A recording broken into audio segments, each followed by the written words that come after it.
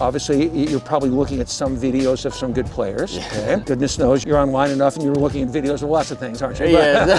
Got it. If it comes out high and the club is turned over, go bowling. Don't play golf with that. This is a big moment. If you're number 36, you're going the annals as the fastest person to ever do it.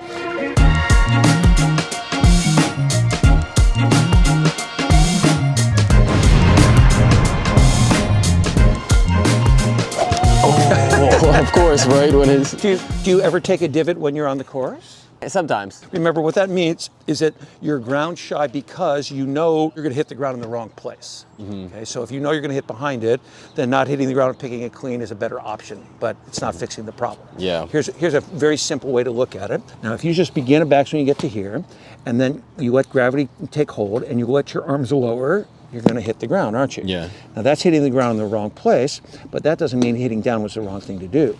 If you hit down here and you turn more and it hits a little farther forward, and then you turn more and it's in the right spot, that's fine. But if you hit back here and then your reaction to that is to try not to hit the ground at all, that's the wrong thing. I see. So let gravity help you come down, but you're going to add speed to it. But see, if you came down, you hit there, you wouldn't like it. If you don't know how to turn to make it hit in the right spot, you'll be ground shy. That's what we want to try to avoid. Got it. Okay. Okay. So let your arms fall and hit behind it on purpose. Go slowly and let your arms fall and hit the ground. Good. Now turn more and hit the ground farther forward. Good. Now go hard. Oh, well, I guess you can hit the ground. Very good. Okay. Now try one that way. That's a good thing. Did you hit the ground on that one, Jerome?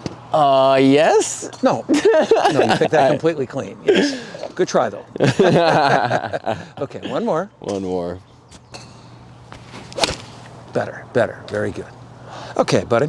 This is a big day. Yeah. I've been looking forward to this. Now, what we're going to now is we're going to do things that are going to give you more feel. Okay, so you know enough about it, but now your mind's way up here and your body's lagging behind. Okay, so we need to build feel so that you can translate the things you know you're supposed to do into something that, dare I say, is easy to do. Okay, so when you're doing something that seems easier to you in that regard, you're going to be in much better shape. Okay, today we're going to talk about the symmetry of the swing. Okay, and to point that up as a concept, okay, obviously you're probably looking at some videos of some good players. Okay. Goodness knows you're online enough and you're looking at videos of lots of things, aren't you? Yeah. Okay, but in this regard, the one that is the more telling view is the down the line view as opposed to face on. So here's an interesting question. When you have a down the line view, there is one frame in the swing of a good player, one frame that is the single best indication that somebody has made a good swing. What is that frame? Is it Where would it be? Right before it? Like Impact? this? Well, see, could you go low to high, come over the top and look kind of okay at impact? Yeah, you could. Okay. Yeah, so that's not it. Gotcha. Okay, so the correct answer is, from the view from back here, is the club will exit, or as it's called, come out low, and the club face will not be turned towards the ground. See, initially, if you're trying to hook the ball by turning it over and you're not using your body to help, then when you turn it over, it'll continue to go and the club face will turn down there. Yeah. So by the same token, if you're turning properly, that club face is open, that one's square, that one's closed, but I didn't use any hand and arm action to make that happen. So when your body is doing the correct thing, a lot of the things you felt you needed to do with the small muscles of your arms and hands and wrists will no longer be necessary because your body will be working so well. Okay. But to get an indication of that, we need to know what to look for and then how to get a feel for it. And in 1989, I invented a device to fix this problem. If we have a completely grass range, we don't need a sand bottle back here, but because we don't have a completely grass range, I'm going to put this one in here and we're going to use a sand bottle for the other part. Now watch what I'm going to do. I'm going to take this little string right here and I'm going to connect it to the double stick tape we have right there. And we're going to move this back to the very end right here. Okay. In a moment, what I'm going to ask you to do, you're going to come back and you're going to miss the string on the way back. You're going to miss it again on the way down. And then to make sure that you're not swinging too far to the right, you're going to have to miss it again over here on the way through. Okay, now what we're trying to do is to have a club that is genuinely going down the line. If you swing to the right, okay, you'll hit it fat and you'll have to close the club too much. That's why I was having trouble with it. If you swing to the left, you'll pull it way left and do a bad job. Okay. But you need to have a measurement, a metric by which you can decide whether you are able to do this or not. Now, I want you to watch. I'm going to come back here and miss it here and miss it there. The instinct, because you don't want to hit the string, from a psychological standpoint, it is mildly aversive. If it was electrified or as barbed wire, it would be a little different. Yeah. But see, if you want to avoid it, and you should, the tendency is to want to get away from it. Yeah. But if you get in here and you're too far away, you'll hit it on that side for certain. So really the key is to try to get it as close as you can there and here, so you have a better chance to miss over here. So able to miss that, no problem. Come on in. All right. Okay. Pretty slowly. Take a look at the string to the right of you as you come back and try it. So look, look, look. See, that's a little too far from the string. If you get that far away, you'll hit it on that side for certain. So get it closer to the string there. Okay, now up to the top of the swing. Change directions. Now start down and go all the way around. Oh, that was lovely to watch that. Beautiful. Oh, man. Now do it at 10 miles an hour, please. Oh. Whoa, what the heck just happened there? Now listen carefully. This is a very important question. You hit the string over there, didn't you? Yeah. So did you swing too far to the right or too far to the left? Right. Yes, you did. Yes. Okay, what should you do instead? Left. Swing more left. Yeah. Okay, so I want you to do that one more time in an attempt to swing more left. Don't get complicated about it. Okay, if you hit the string, you are swinging too far to the right for sure. Incidentally, swinging too far right and having to close it too much go together. Swinging towards a target and not having to close it because your body's doing it go together as well. Okay. Okay, one more. Farther left, here we go. That was pretty slow. Yeah. Okay, all right. Now, any predictions? What's the ball gonna do if you do this? If I do this, go straight. Oh, okay, all right. No, okay. Here's what's going to happen.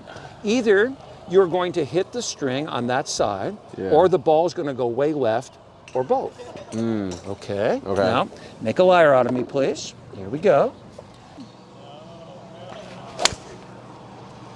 And it did go way left, didn't it? Nice job on missing the string, though. Pretty good, pretty good. Okay. Now, what are you going to do to keep it from going left? So listen carefully. If you miss the string, is your path correct? Yes, it is. Yes. Okay. Do you want to make your path worse to correct the shot? No. No, you want to make your club face more open. Ah. Yes. Very good. Can't fool you. Yeah. Okay, So now take another practice swing where instead of adding closure the way you had to when you were swinging to the right, maybe you don't need to add any closure if you're actually swinging towards the target. So make the club feel more neutral. Don't add any closure, and see if you can miss the string on another practice swing. See what happens. Okay. So that'll fix it, won't it? Okay, all right. Good luck. The crowd is hushed. Oh, okay. man. Oh, now there we go. We had both of them there. Okay, so that's a very important first step. Yeah. Okay, so remember, I predicted that you would hit the string or go left or both. Yeah. Okay, because the tendency when you first go through is to go through the 3 stages. First stage, bad grip where the club face is too open, and you've heard nothing about steeper to flatter. So you have a slice grip, you yank it in here, you come over the top. Because of that, you pull the ball way left. Your bad grip makes it slice back. It's not consistent, it's not powerful, but it stays in play. You shoot 120 and you call the drink cart over as often as possible. Yeah. Okay. Next stage is you get your grip on properly so that you have a chance to hook the ball. If you stay with the same low to high and come over it, now when the ball starts left, it stays left. It's coming off way more solid and going farther, and you like that, but you don't like the fact that it's so left. So I guess you got to aim right or swing farther to the right to fix that, don't you? No. No, you don't. Swinging to the right makes you hit it fat. Yeah. Then you don't like the ground anymore. Does it sound familiar to you? Yeah. Okay, all right. So So now what we have to do is we have to be able to continue to swing towards the target. It's called down the line, which will be evidenced by a low exit and missing the string. Sure, yes. But we have to make sure we're not starting it left because we are not coming over the top and we're not overly closing it. Okay, next, can your backswing affect your progress here? Oh boy, can it ever. Hold that for a moment. Yeah. Now I have the string down low. So this time I'm going to take the club back and I want to miss the string here as well.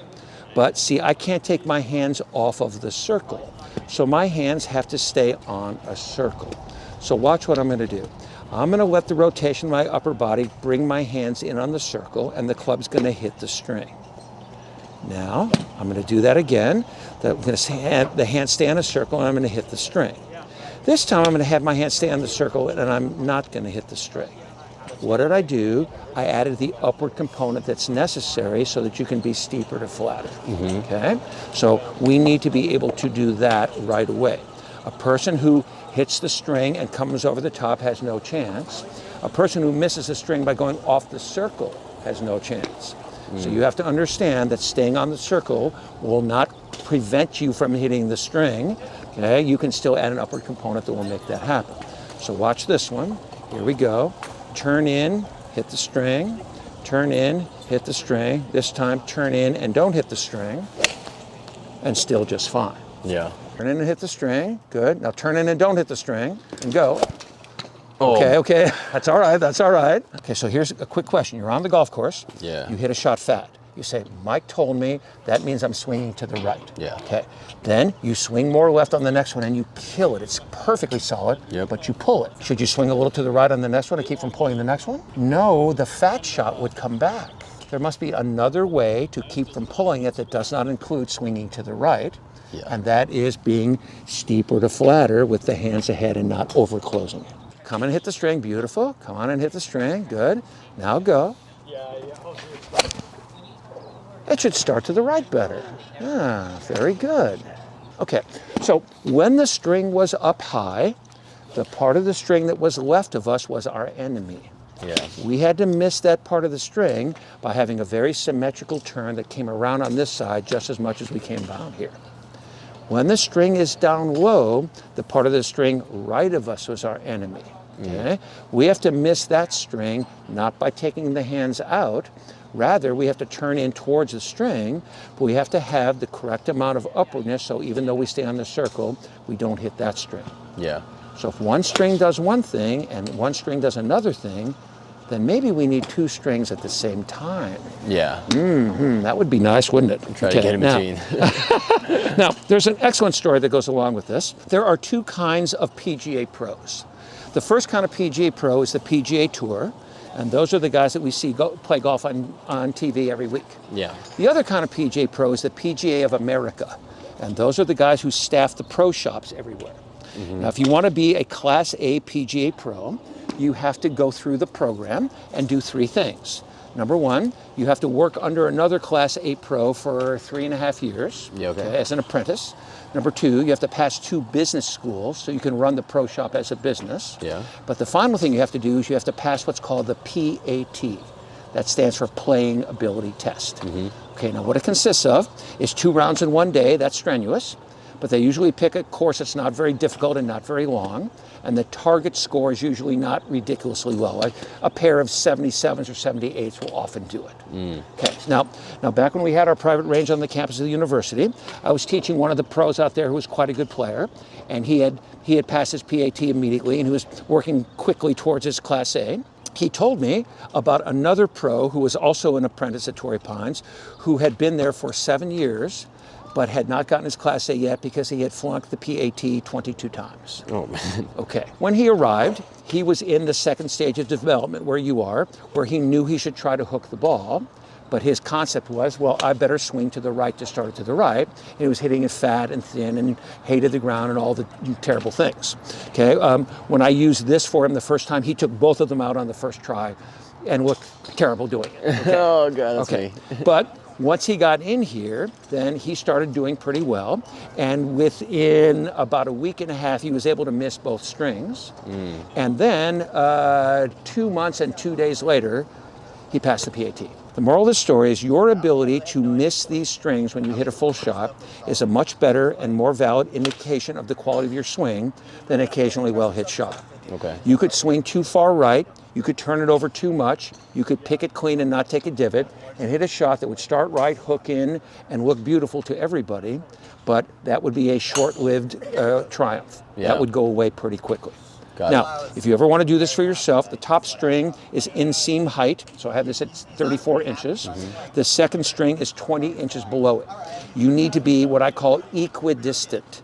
So what I mean by that is that whatever the distance is between the bottom string and the shaft, in this case 4 fingers, the distance between the top string and whatever part of you is closest to it should be the same. In this case, it's my arm. If it was the driver, it would be the shaft itself. Okay, you need to take it in enough to hit this string. You need to take it up enough to hit that string, and then you need to miss them both. But then when you come down and you enter the strings here, your instinct is going to be to go around in a way that you currently do not do. Okay. If you don't, and you hit the string over there, then that is the aversive thing that will do it. See, really, the way to think of this is number 1 on your agenda of things to do when you're here is going to be to miss the strings, isn't it? Yep. Number 2 is going to be to hit the ball. But if you can have a device like this that tricks your body into doing the right thing, and you do it 100 times faster, that's why we're here, isn't it? Yeah. Yes, okay. So you're going to be the fastest player ever to be a scratch golfer, right? Yeah, All right, hopefully. Okay, now I want you to watch. Here we go. In to hit this one, up to hit that one, then miss them both. Okay, I've kept perfect count. Okay, you are somewhere between 4,500 and 5,000 students I've put in between the strings, and I've kept count for how many have gotten through on their first attempt. Take a guess. I had one last month. 2. Okay, 35. Okay. 35. Yeah. Okay? If you were to be number 36, that would be a feather in your hat. Got to keep coming in. Good. Hit the top string. Watch it happen. Got to watch. Now take it back. Okay. Now take it back. And if you miss a string, now go. Got to hit the ground though. Okay. Again, go slow and see if you can hit the ground on the way through. Here we go. Oh It's my down God. there. It's down there. All right, Let like one those more. arms I think fall. I got it. I think I got it. Okay, so mentally. low string first, good. High string second, go between, let those arms fall. Okay, so, oh my God. Get a low string first, good. High string second, good. Go between them, let it hit down. Wow, congratulations. Okay, Parter, this is a big moment. All right, Will 37? Will he be number 36? 36. 36, I believe. 35 was recently. If you're number believe. 36, you're going the annals as the fastest person to ever do it. So here we go. Low string first. Good. High string second. Good. Let her rip. Technically, I think you get it. I didn't hit You the still ground. pulled up and missed the ground. Oh, See, if you man. would have hit the ground, it would have been a great shot. Yeah, But 36 see, and a half with the asterisk. No reason to do it, but still, I'm giving you 36. Let's go! I'm going to say something, and I want you to repeat the sentence to me. There's no reason for me to be afraid to hit the ground because I'm not swinging to the right anymore. There's no reason for me to be afraid to hit the ground because I'm not swinging to the right anymore. That's the right answer. Okay, now, this looks a lot like a ball tray, doesn't it? Yeah. No, this is a very, very important golf device. Okay. Okay, now to the untrained eye, this looks like a ball tray that is pointing to the left. No, this is one in an endless series of ball trays that's in a circular path. Just the other ones are invisible. Club is not going to hit the tray. The ball is going to go over this, and the ball is not going to start to the left of the target. Now, from your point of view, that should look impossible. Okay. Yes. Let's see what really happens. Now watch, steeper to flatter, hands ahead. You strike the ball here and the ball leaves, and then you continue on the path around here as you go through.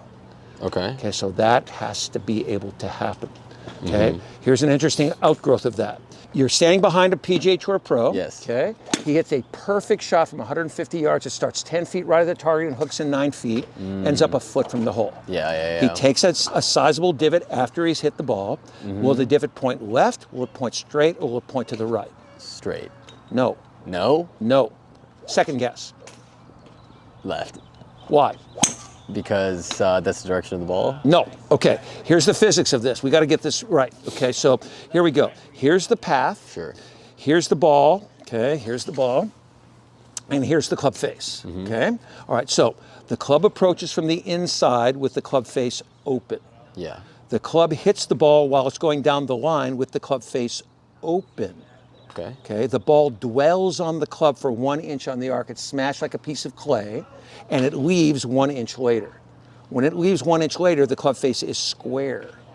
So the fact that the club went from open to square is what puts the hook spin on it. The fact that the ball was smashed while the club face was open is what starts it to the right, not swinging to the right. So now the smashing of the ball with the club face open has started to the right.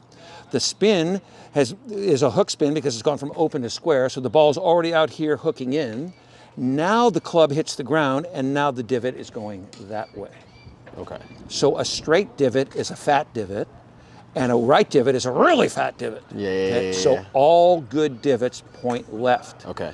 But see, I learned this by sitting behind a par 3 on the PGA Tour at Torrey Pines, and I watched every player go through for the day, and every divot went left, and all the balls started to the right, and I was completely freaked out. I've been trying to make all my divots go to the right to start the ball to the right. Seemed to make great sense to me, but that's not the right answer. Okay, so you need to be able to make this happen.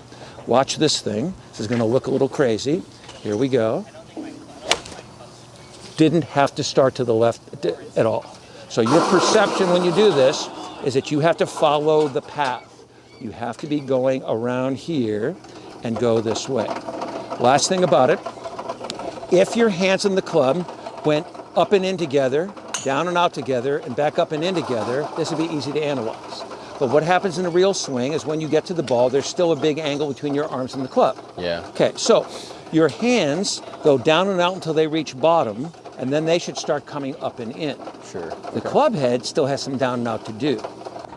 The crowd is hushed. Here we go.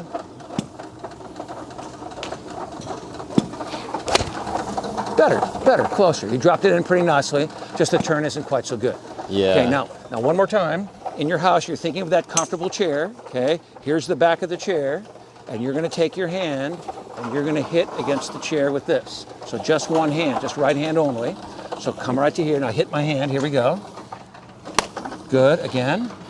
Now, wait a second. Your left leg's really straight. Your right heel's way off the ground. Your legs are close together. Yeah. The front of your body's way pointing towards the target. And that's not what you're normally doing. Yeah. You're getting to the top of the swing and you're going like this first. Okay. And if you do that, then it can't happen. I got a question. Yes. All right, so this part now makes sense. I'm kind of afraid, like, okay, so when I'm following through, say, boom, my angle here is just kind of circular. Is that it? And That's then it. Just That's go. not too far in. It doesn't need to do anything else. No. Just... It's got to come out low. So I'm telling you, boom, low, boom. under here. The lower under the better. that. Okay, got it. Everybody exits low. Got If it. it comes out high and the club is turned over, go bowling. Got it. Okay, don't play golf with that. Okay? So it's kind of like this, and then while I'm bringing this up, it's already It's down kinda, there, and once it's down there, you just go. Okay, so one more time, right where you are, put your hands together. Okay, miss this. Here we go. That's Okay. way around, isn't it? Yeah, that's... Yeah. But when Gotcha. you drop it in, it should feel like it's so low, it's gonna go way right. Yeah. It should feel like you're so far around, it's gonna go way left. And guess what? You just go on straight. tour and sign autographs all day. That's zero right there. Thanks, Mike. Appreciate it. Well done. Thanks. Well done. Good job. Let's go.